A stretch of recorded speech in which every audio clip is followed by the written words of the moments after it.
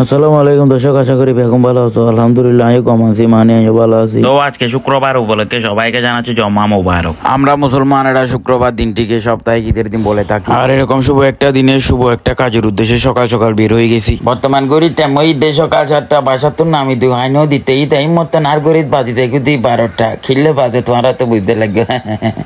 এখন তোমরা হয়তো চিন্তা করবো হঠাৎ ফজর শহরে সাদিয়া মা 7টা বাজে বাইর হয়ে খড়ে যার কিলে যার, তোমরা হয়তো চিন্তা করবা একটু পরে জানিতে পারিবা আমি কই যাচ্ছি সেটা। তো এভাবে এটা বলতে বলতে আর দুখাই নদীতে আমি চলে আসি ফটিকছড়ি বুজপুর খাদিরহাট বাজার। তো আমি এখন খাদিরহাট থেকে সিএনজি টু উঠে চলে যাব ফটিকছড়ি পৌরসভা বিবির হাটে। তো এখানে মনে হয় সিএনজি একটু কম চলতেছে, ওই সকাল সকাল তো তার লাগে সিএনজি এখানে কম চলে। তো এভাবে দাঁড়াতে দাঁড়াতে বিবির হাটে সিএনজি একটা পেয়ে গেছি, পাওয়ার পর দাম করে উঠেও গেছি। এটা হচ্ছে বুজপুর ন্যাশনাল কলেজ। এটাকে শুধু কলেজ বললে ভুল হবে, কারণ এখানে প্রাথমিক বিদ্যালয় উচ্চ বিদ্যালয় সবগুলাই একসাথে আছে। এগুলা তোমাদের ঘুরে ঘুরে দেখাচ্ছি যে, কারণ কোনো সময় আসলে এখানে তোমরা ঘুরে দেখার জন্য তোমাদের আমি ঘুরে ঘুরে দেখাচ্ছি যে আর কি। তো এভাবে কিছুক্ষণ আমি গাড়িতে থাকার পর ফইরহাট মানি ফকির হাট ফেলে বৃন্দাবন হাট ফেলে বর্তমানে আমি কাকড়াছড়ি রুটে উঠে গেছি। তো এভাবে সিএনজির মাঝে আর কিছুক্ষণ শরীফের পর আমি চলে আসি আমার প্রথম লোকেশন বিবির হাটে। এনারও সাধু ভাষার নাজি বিবির হাট হলি আনাঞ্চলিক ভাষাত এনারও কই দি বিরাট বিরাট এনইতে ফটিকছড়ি উপজেলা ফটিকছড়ি পৌরসভা জিয়ান কইবে। তো এতক্ষণ সময় আরো আর এসে লাগবে, আরো আর খঞ্জারিয়ান তো ফুসন নহলো আরো আর যাদ দে এসকে সাব বেরিব দে সাদিয়ার বা বইজো না ভাই বই দে সাদিয়ার বা বিরাট নামিয়ে রে সেনজি বারা দিয়ে আর মানি ব্যাগের অবস্থা সব করে হারাব গে মানি ব্যাগ যে একটা একটি গেও নাই। তো আর মরত পলর বদ্দা ফকটর মাঝে টিয়ান হতাই লিয়ে মরত পার কোনো দাম নাই, কারণ আড়া সডর করিয়ে দৌড়ি দাঁড়িয়ে গো এটিএম বুথ পাই ফেলাম। এটিএম বুথই বেনাইজি ঢুকি মাত্র রাতিকে করে টিয়া 1000 কোনো রকম বাইর করে লইলাম।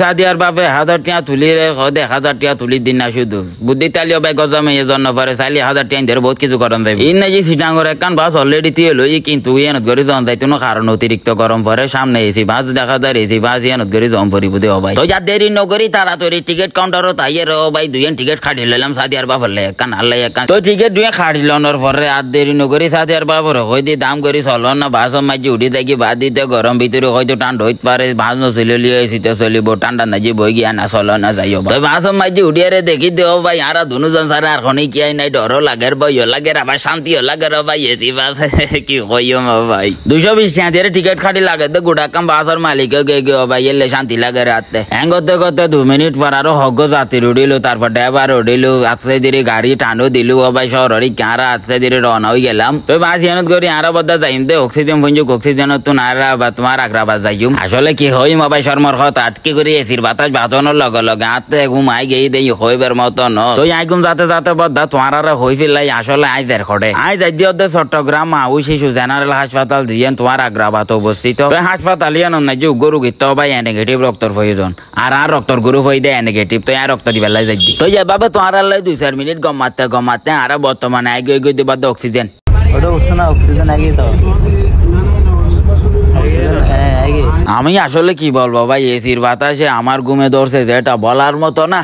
ও আমাকে ডাকি দিয়েছে বলতেছে অক্সিজেন চলে আসি, আমরা এখন নেমে গেছি। তো আমরা ইতিমধ্যে গাড়ি থেকে নামতে না নামতে আমার সাদিয়ার ব্যাপার নাকি হিসু ধরে গেছে। তো বাজে চট্টগ্রামের মানুষ কিভাবে ফ্রি বাথরুম করতে হয় এটা আমাদের ভালোই জানা আছে, ওই জন্য সাদিয়ার বাপকে পেট্রোল পাম্পের ফ্রি বাথরুমে ঢুকাই দিয়েছি, ওখানে গেলে ফ্রি করতে পারবে। এভাবে আমাদের চট্টগ্রামের মানুষ অল্প অল্প টাকা বাঁচিয়ে বাঁচিয়ে অল্প দিনে কোটিপতি হয়ে যায়। কিন্তু এদিকে তাকাতেই দেখলাম আমাদের এসি বাস তো আমাদের রেখে চলে যাচ্ছে, বাকি যাই চলে যায় শুধু স্মৃতি রেখে যায়। বাস আমাদের রেখে চলে গেলেও কিন্তু সাদিয়ার বাপের হিসু করা এখনো শেষ হয়নি। অক্সিজেন থেকে আগ্রাবাদ যাওয়ার জন্য এখান থেকে আমরা একটা সিএনজি নিয়ে নিলাম। শহরে আসার পর যখন সিএনজি তে উঠি মনে হয় যে কোনো জেলখানায় ঢুকে গেলাম। জেলখানার ছিদ্রগুলো অনেক বড় থাকে, কিন্তু আমাদের চট্টগ্রাম শহরের সিএনজি ছিদ্রগুলা অনেক ছোট। কিছুক্ষণ ভাঙ্গাচুরা রাস্তা দিয়ে সিএনজি চালানোর পর আমাদের ড্রাইভার হঠাৎ করে ফ্লাইওভার দিয়ে সিএনজি তুলে দিল। ফ্লাইওভার দিয়ে সিএনজি তুলে দেওয়ার পর শরীরের মধ্যে হঠাৎ একটা এক্সট্রা বাইক চলে আসছে, মনে হচ্ছে এটা সিএনজিতে না, আমরা একটা বিমানে করে কোথাও যাচ্ছি ভাইয়া।